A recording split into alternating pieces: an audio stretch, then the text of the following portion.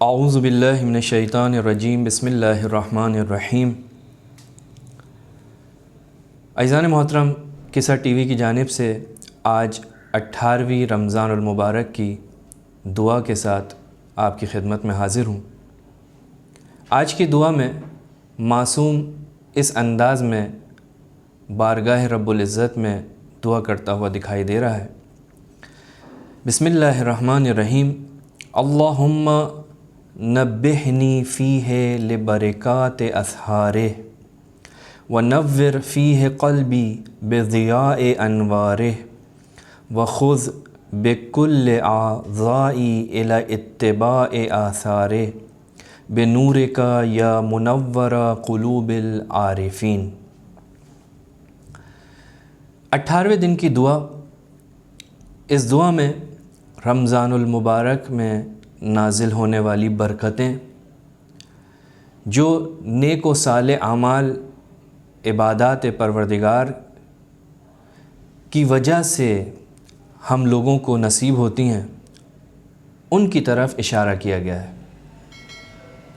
لہٰذا پہلے فقرے میں اس انداز میں دعا کی، پروردگارہ اس ماہ مبارک رمضان کی سحر سے استفادہ کرنے کی توفیق عطا فرما، یا مجھے استفادہ کرنے کی طرف متوجہ کر۔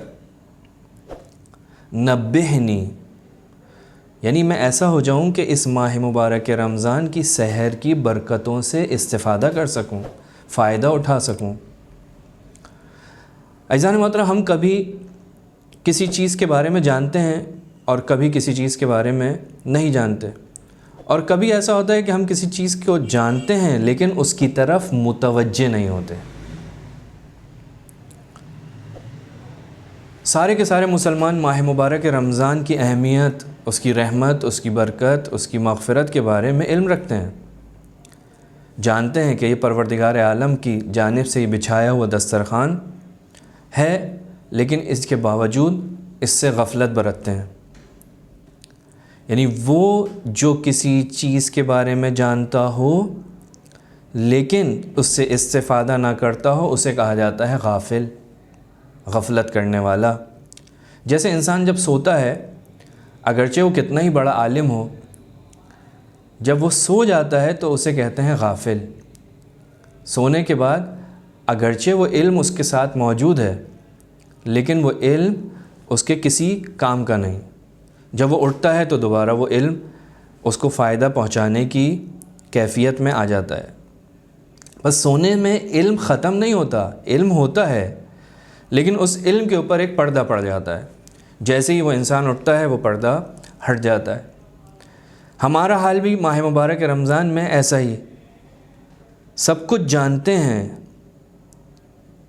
ہیں ایک آیت کا ثواب اتنا، ایک رکعت کا ثواب اتنا، اس عمل خیر کا ثواب یہ ہے، کسی کو سحری کرانے کا ثواب یہ ہے، لیکن غافل ہیں، لہٰذا ان کے پیچھے نہیں جاتے۔ جانتے ہیں، علم رکھتے ہیں لیکن غافل ہو جاتے ہیں۔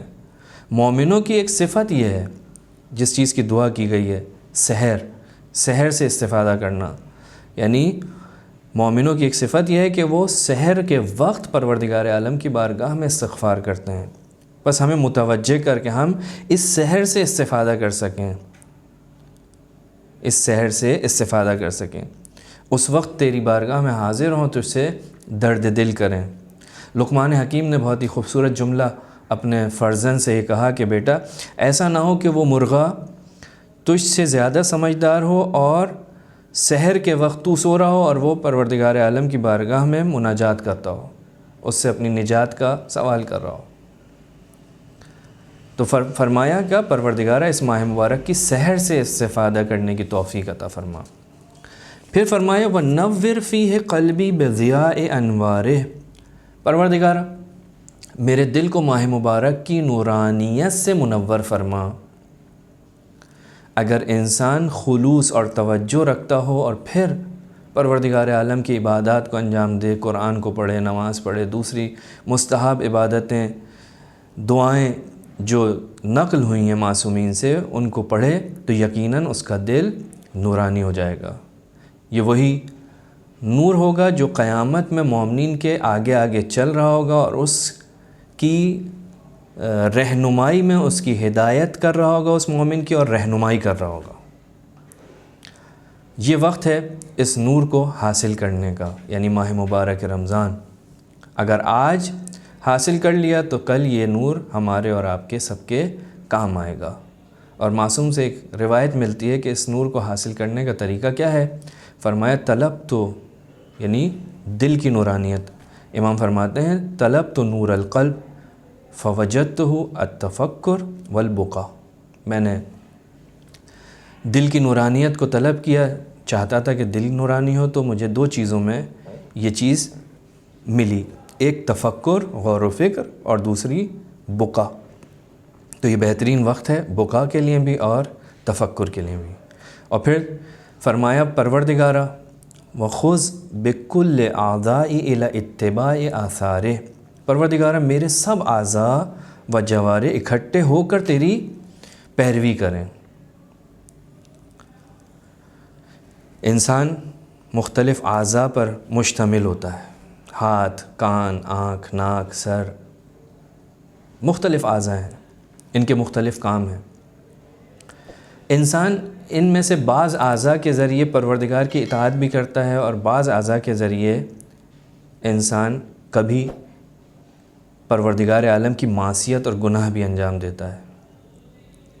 لہٰذا یہاں پر یہ دعا کی کہ پروردگارہ یہ سارے کے سارے اعضاء و جوارح فقط و فقط تیری اطاعت کے اندر اٹھیں، ان سے کوئی ایسا کام سرزد نہ ہو جو تیری معصیت شمار ہوتا ہو، تاکہ کل جب گواہی کا وقت آئے تو یہ اعضاء میرے حق میں گواہی دیں، نہ کہ میرے خلاف۔